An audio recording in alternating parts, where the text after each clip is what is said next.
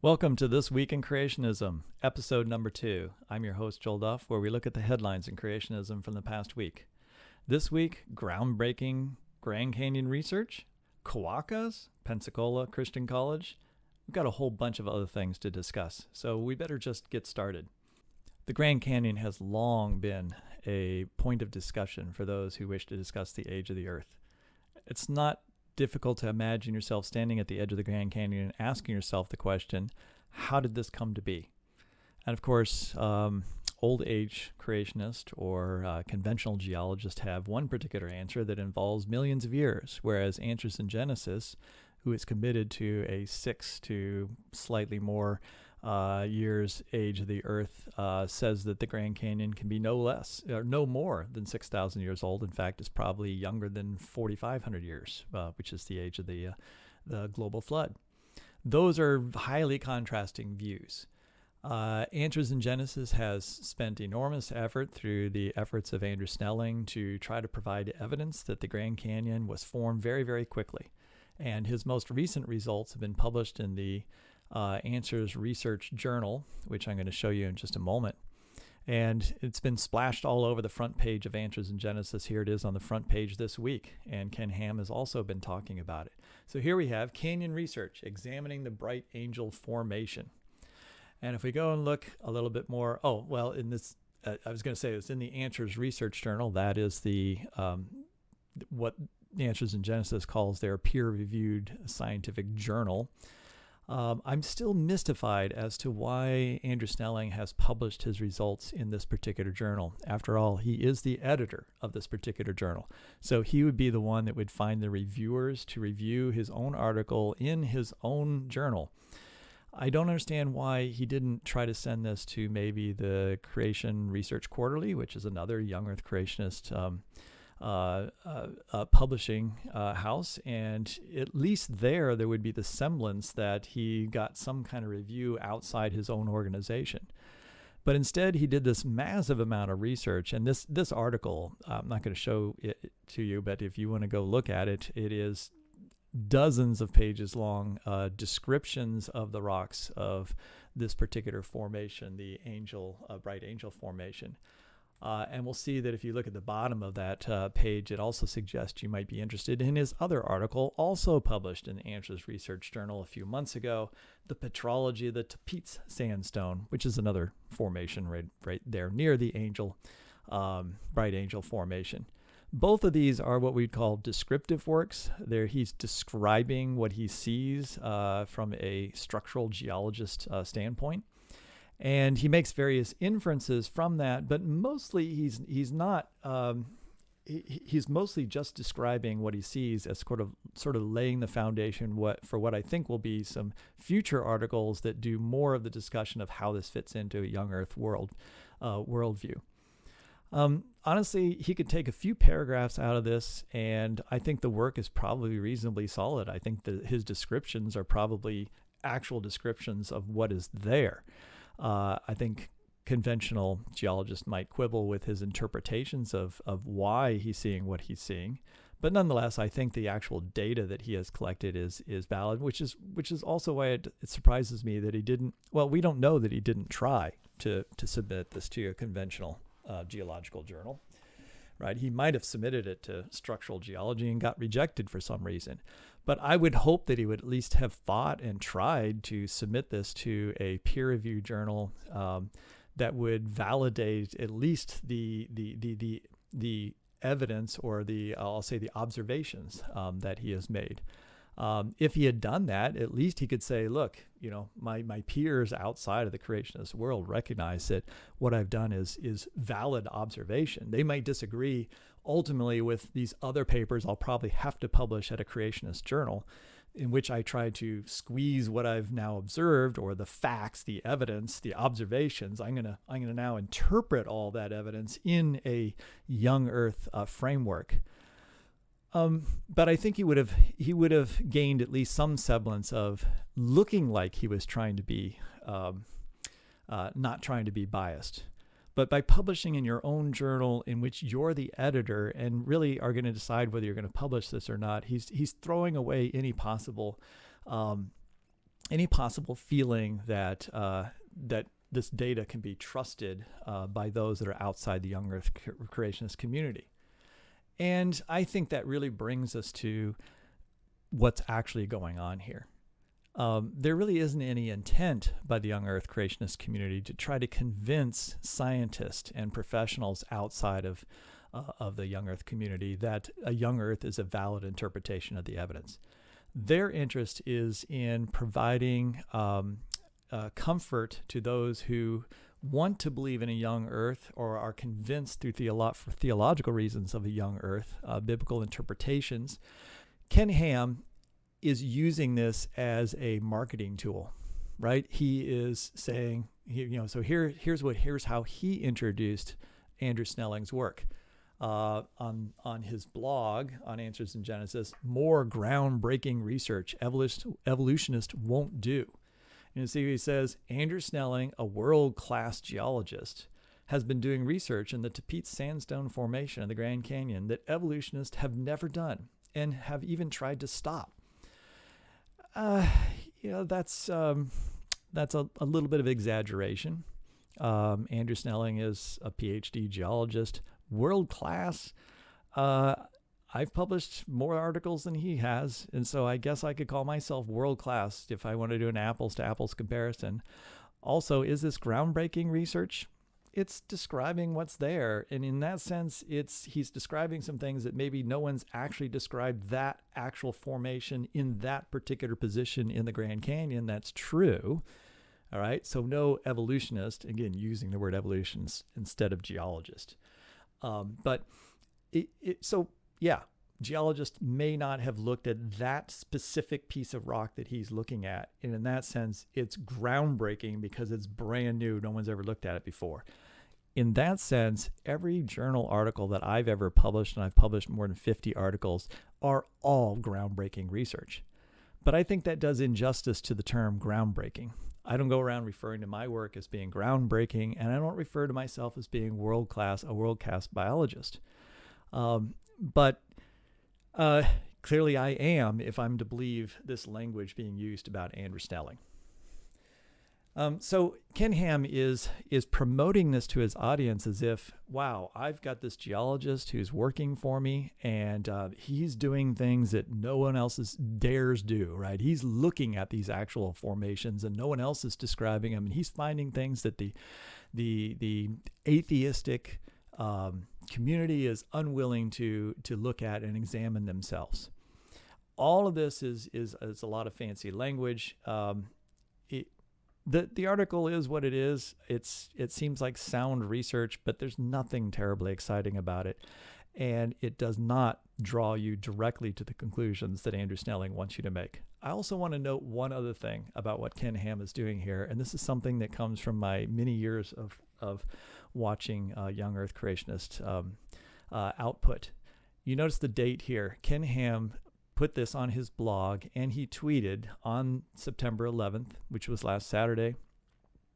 He tweeted late in the evening on Saturday, this is the worst time to promote material. So if this is like amazing stuff that everybody in the world needs to hear about, this is not the time to release it to the world. This is not the time to splash it out on social media, right? I have found this to be the case many, many, many times at Answers in Genesis. If something is not something that they know that their audience is actually going to read or be interested in, and they only want to see the headline, then this is when they push it out. Many of Nathaniel Jeanson's articles on hyperspeciation and his genetic stuff, which is long, boring reading that I don't think 99% of his audience will understand or be interested in. That stuff is usually announced on a Friday night, maybe a Saturday morning, usually some kind of weekend time. These are not the popular times. I'm sure that they have done all their market research. They know when people are at the website. They know when people look at links, click on links. This would be the low click-through rate time period. They're saving up their most important messages all right, for other times. So that to me tells me this is important in the sense that they want to say they do research, but they really don't care if anyone actually sees the research. They don't really care if somebody reads these articles. They just want the articles to exist, and this is why Andrew Snelling is probably publishing in their own journal. It's the easiest thing to do. It's the simplest way to move forward and to make your point. Ken Ham doesn't care about what other geologists might actually see this article. But enough about answers in Genesis. Let's move on. Hey, there's the Grand Canyon again. Billion years missing from the great unconformity. So here we have Michael Ord, who's I guess we'll call him an independent creation scientist at the point. He's not really, I don't believe he's employed by any of the major organizations. He writes an article for creation.com, which is Creation Ministries International. And in this article, he talks about various missing strata and how the flood can best explain those. This is well-worn territory. Conventional geologists have plenty of explanations for why there is missing gaps. And there's really nothing that special about this particular article, and so I'm just making you aware of it. I do think it's interesting that they're talking about the Grand Canyon at Creation Ministries International at the same time that Answers in Genesis is promoting an article about the Grand Canyon. But this does happen quite often, since all these groups love to talk about the Grand Canyon all the time. Part of that is I'm an author on a book about the Grand Canyon myself. And so part of these things are responses to a long string of responses to things that I and my co-authors have said in our book. Also at creation.com, really quickly, here's a article, I call it an article from the archive, right? They're just pushing this out to the front page of their website. They did this a few days ago. This is actually an article from 2011. Lessons from locust wings. I can summarize this very quickly. Locust wings are amazing. They are highly accurate. From an engineering standpoint, they're a marvel. And we like to try to study them to try to make better apparatuses for ourselves. I mean, that's something like biomimicry. We are mimicking the things of nature. And the bottom line is, they're so amazing. Evolution couldn't have made something this amazing by chance. It must be by design. All right. That's a common theme in a lot of articles. Look at this amazing thing in nature, therefore God. Now, you'll know that as a Christian myself, things are amazing in creation, and I say, yes, therefore God. But I don't necessarily draw the conclusion that therefore God must have instantly created locust wings. But let's move on. We got a lot of things to look at because CMI was pretty busy. They usually have one new story almost every day. They have something new on their website. They had another article by Rob Carter, this is freshly written, Breaching the Wiseman Barrier. And again, I look at these articles and they act like they're big deals, right? The barrier has been breached, making a fool out of Professor Wiseman. Nice interplay of words, right? Making a fool out of a wise man. But as a geneticist or somebody who, I'm a geneticist. I teach genetics. I've known that there is many different breaches of this particular barrier. You might wonder what the barrier we're talking about is, and that's just the idea that body cells, rather than are separate from sex cells. So we have you got all your body cells, and you have special cells that are sex cells, and they're the one responsible for passing on the genetic information to the next generation.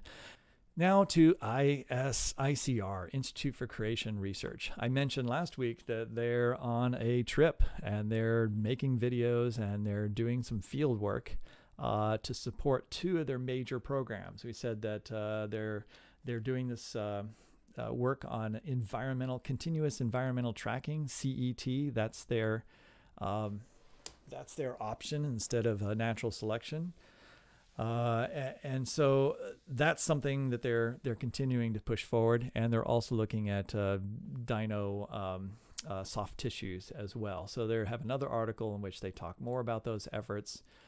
Brian Thomas has also published a short article on 3 hurdles for evolution, again using the word evolution in a very broad sense because they're not talking about biological evolution, since the 3 hurdles are how would the universe, even come into existence? He's calling that evolution. I guess that's stellar evolution.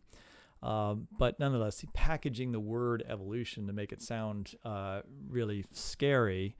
And then you have, secondly, he's talking about how does life come into order mentions that, because of entropy, you can't have life come into being because that's against entropy. And then he talks about how humans are spiritual beings. So how could evolution describe that? Really, from a biological evolutionary standpoint, all three of these are outside the area of evolution, right? This isn't talking about how biological diversity evolves over time. These are three huge questions for origins, and that's the way I would put it. These are origins questions that need to be addressed, but not necessarily evolution questions. I understand why they do that and why they use that language, but I think it can be confusing at times. Let's go back to Answers in Genesis. All right, Answers in Genesis had another article on their front page, Quokka, the happiest animal on earth. And I like the subtitle here. Even the cutest critter reminds us that we live in a fallen world. Right? This is another theme that I see, and I've seen dozens of articles like this. Hey, we've got this fun animal, and everybody loves this animal. It seems so friendly and nice. But we live in a fallen world, and so there are aspects of every animal that are not perfect. They're not what they originally were intended to be. We can see God's original creation maybe through some of the features that animals today, but we're not truly seeing the real animal that God created. We're seeing a fallen, degraded organism. And yet you have this very happy animal, the quokka, which everyone thinks is smiling at them because of the way their face looks. And so it's like, well, how does this part of the fallen world? Well, let's see. It's part of the fallen world. Well, first of all, let's talk about the kind thing here. I like this title here of subtitle, Kind of Adorable. Right? The quokka. And you might wonder, what is a quokka? Well, the answer to that for you, it's in the family Podidae, never know how to say that. But those are the kangaroos. And as they mention here, they call it the kangaroo kind, right? Along with its relatives, the kangaroos and the wallabies, right? This author is saying that all of those different kinds of kangaroo type things, including the quokka, are all a single kind. And as it says here in Genesis 1, we learn that God created living things to reproduce after their own kind. God has chosen to classify living organisms in the Bible by kinds. In modern taxonomy, a kind is most often associated with the family level. Most of the members within a kind are capable of mating together. Now, that's very interesting wording. Most of the members, because in most families, there are members that can't mate with each other. So that's not a universal requirement to be a kind. Produce offspring, and so a kind is a reproductive unit. I'm sure that among creationists there would be disagreement about that definition of what a kind is, but he's at least laying out what his definition of a kind is. So now this is interesting. When God created the original animal kinds, he created a male and female of each kind. He didn't need to create quokkas, red kangaroos, gray kangaroos, wallabies, and the rest. Instead, he built into the original kangaroo kind some amalgamation of all of those different kangaroos was the original version of the kangaroo, and therefore on the ark, only 2 of all of these would have had to have been there. Enough genetic diversity to give us the different species we have today, including the adorable quokka. So whatever characteristics the quokka have are still just they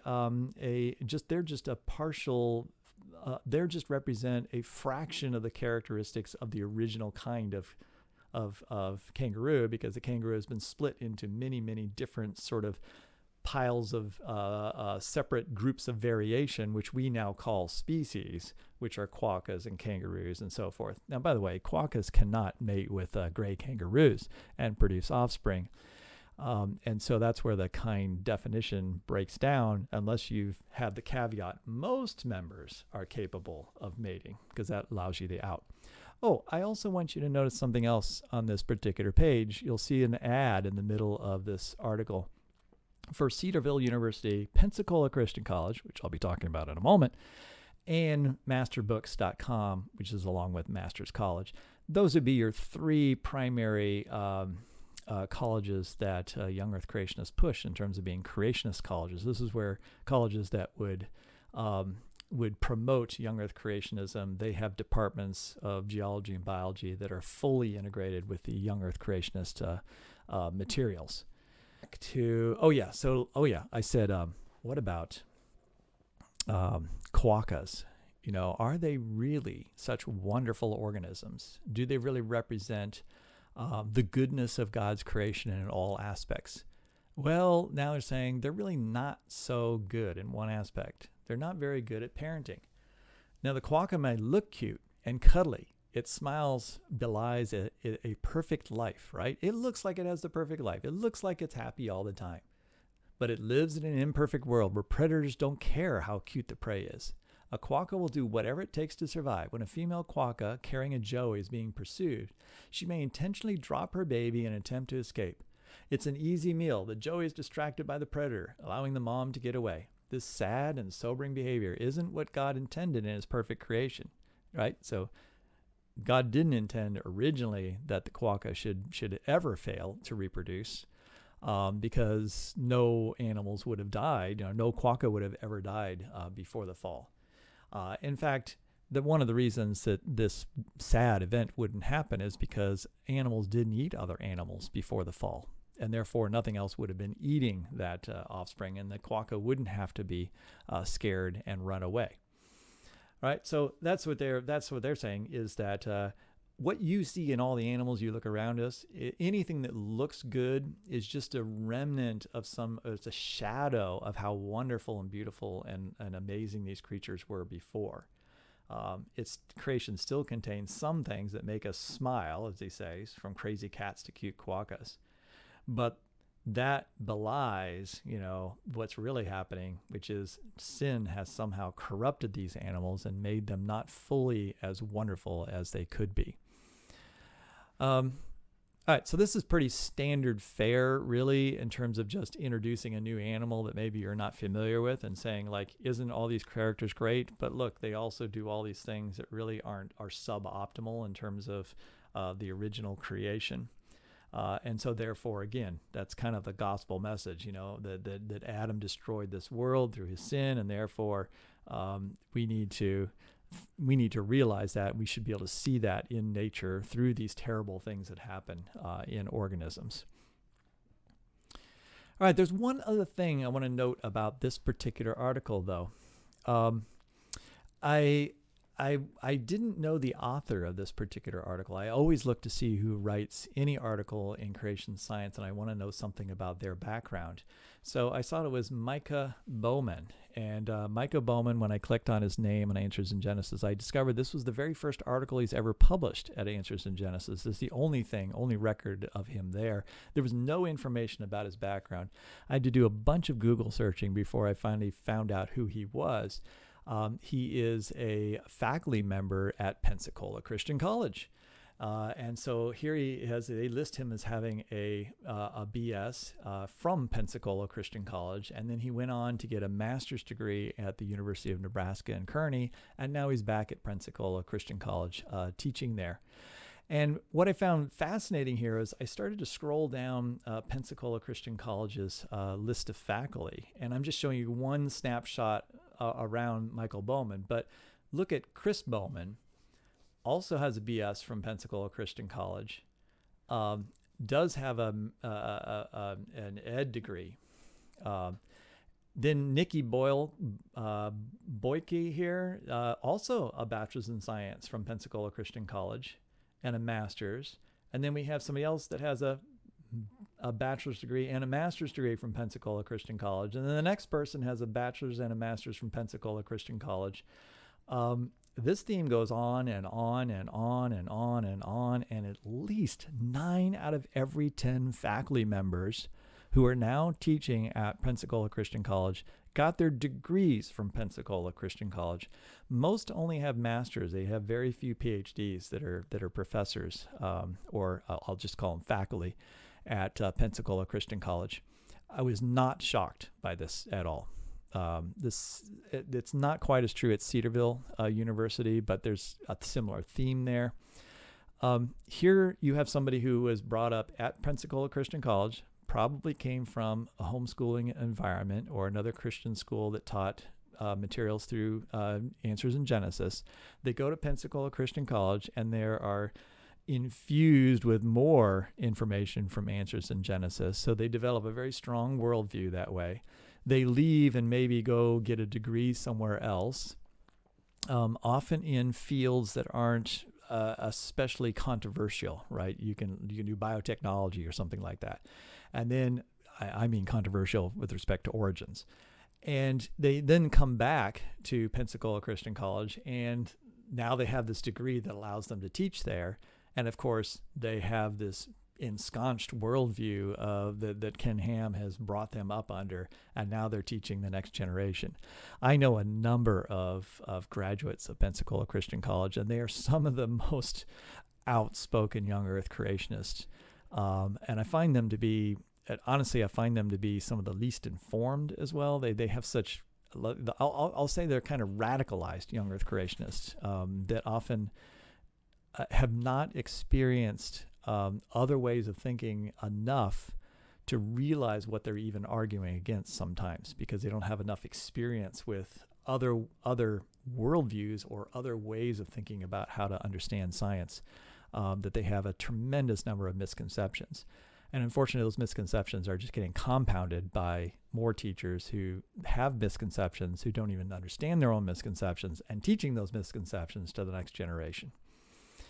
All right, I think that's as far as I want to go today.